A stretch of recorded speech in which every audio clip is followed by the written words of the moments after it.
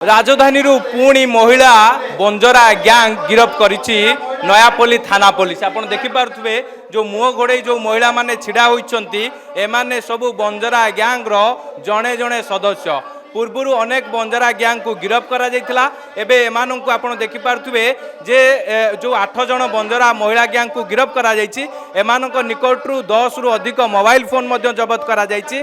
विशेष करिकि रथ यात्रा समय रे एमाने जो श्रद्धालु जो आसुथिले सेमानंक निकटरू मोबाइल गुड़िक छिनताई करुथिले। ता सहित जनगहलीपूर्ण जगह अर्थात हाट बजार रे एमाने पूरा आतंक मचाई एवं केउभली भाव में मोबाइल छू करी फेरार हो जाउथिले। तेबे नयापल्ली थाना पुलिस को जेतेबेले बड़ सफलता मिली तेबे एमानंकु जेतेबेले गिरफ करा जायछि गिरफ अभियुक्त माने समस्ते महिला एवं एमानंकर रिसीवर एमानक ठारू किए मोबाइल रिसीव करुथला ता ही परवर्ती समय स्पष्ट होबो जेतेबेले नयापल्ली थाना पुलिस तार तदंतर दिग आगो को बढ़ेइबो।